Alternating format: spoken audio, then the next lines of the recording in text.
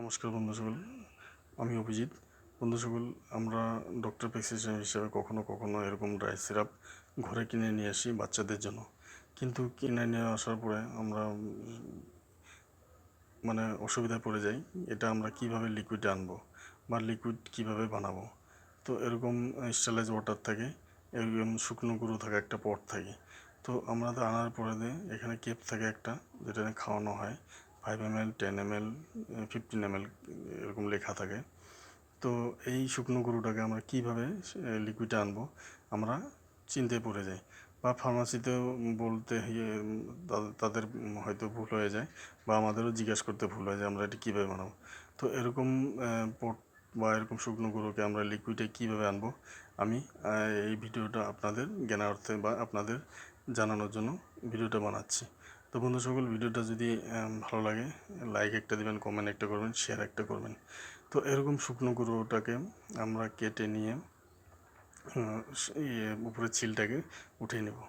উঠানোর পরে আমরা যেটা আমাদের স্টেনলেস ওয়াটার থাকে, আমরা এটা ধরার আগে আমরা হাতটা ভালো করে ধুয়ে নেব, কারণ এটা পুরোটাই স্টেরিলাইজ হইতে লাগবে বা হাইজেনিক মেনটেন করতে লাগবে, কারণ এটা বাচ্চাদের খাবে। তো এরকম কেসি দিয়ে আমরা কাটবো না, কোনো ধরনের আমরা যন্ত্র ইউজ করব না, কারণ এখানে কেসি বা ছুরি বা দাও যদি ইউজ করা হয়, এটা আমাদের হাইজেনিক মেনটেন হবে না, আমাদের স্টেরিলাইজও থাকবে না, প্লাস ব্লেড যদি আমরা পারি ব্লেডও ইউজ করব না, কারণ ব্লেডও অ্যান্টিসেপটিক বা সেফটি হিসাবে আমরা ঘরে থাকলে আমরা সেফটি হিসেবে ধরতে পারি না, ব্লেডও ইনফেকশন হয়ে যেতে পারে। বা এরকম ধরনের পিন আমরাও কখনো ফুটা করে নিই, সেটাও আমরা সেফটি পিন বা এই ধরনের কোনো জাতীয় ফুটা করে নেওয়ার জন্য আমরা চেষ্টা করব না। প্রথমে দুটো আঙুল দিয়ে আমরা উপরের ক্যাপটাকে এরকম করে ধরবো, আর এই বাঁ হাত দিয়ে এরকম করে ঠেসে আমরা উপরের ক্যাপটাকে এরকম করে ফুটো করে দিব বা খুলে নেব। খুলে নেওয়ার পর আমরা এই লিকুইডটা, এই যে মার্ক আছে, এই দেখেন এই মার্ক পর্যন্ত আমরা এই স্টেরিলাইজ ওয়াটারটা ঢেলে নেব। এরকম করে ঢেলে নিয়ে এই মার্ক পর্যন্ত আমরা স্টেরিলাইজ ওয়াটারটা এরকম করে ঢালে সম্পূর্ণ করব। দেখেন এই যে মার্ক পর্যন্ত এসেছে, দেখেন লিকুইডটা একটু থেকে যাবে। তো এই লিকুইডটাকে আমরা ঢেলে নেওয়ার পরে ড্রাই যে শুকনো গুঁড়োটাকে আমরা এরকম করে ঝাঁকি করে করে করে করে আমরা লিকুইডটা আনবো বা সাসপেনশন হিসাবে তৈরি করে নেব। দেখবেন যে মার্ক পর্যন্ত এরকম করে ঝাঁকানোর পরে পরে পরে দেখবেন যে মার্ক পর্যন্ত হয়েছে কি না। যদি মার্ক পর্যন্ত হয়ে গেল তাহলে আর এক্সট্রা মেলানোর দরকার নেই।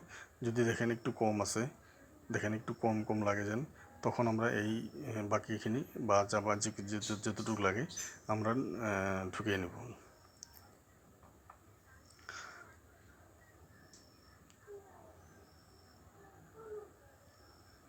তো আমরা উপরের ক্যাপটাকে আবার খুলে বাকি লিকুইড যদি লাগে আমরা এরকম করে ঢেলে নিয়ে আবার একটু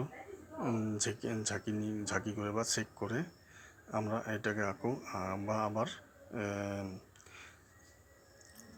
লিকুইডে আনার জন্য চেষ্টা করব। দেখেন এরকম করে ছেঁকে নেব। দেখেন এখন মার্ক পর্যন্ত কমপ্লিট হয়েছে। তো আমাদের ড্রাই সিরাপ সম্পূর্ণ হয়েছে। তো একটা কথা মনে রাখবেন, ডক্টরের প্রেসক্রিপশন ছাড়া এই ধরনের ড্রাই সিরাপ আপনারা কখনো বাচ্চাকে খাওয়ানোর চেষ্টা করবেন না, কারণ এই ধরনের ড্রাই সিরাপ আমাদের ডক্টরের প্রেসক্রিপশন হিসাবেই অ্যান্টিবায়োটিক হিসাবে আমরা পাই। তো আরেকটা কথা, আমি কোনো ধরনের প্রমোশনের জন্য আমি এটা ভিডিও বানাচ্ছি না, বা কোনো প্রোডাক্টে আমি সেলের জন্য এটা বানাচ্ছি না। আমি সাধারণ শিক্ষা বা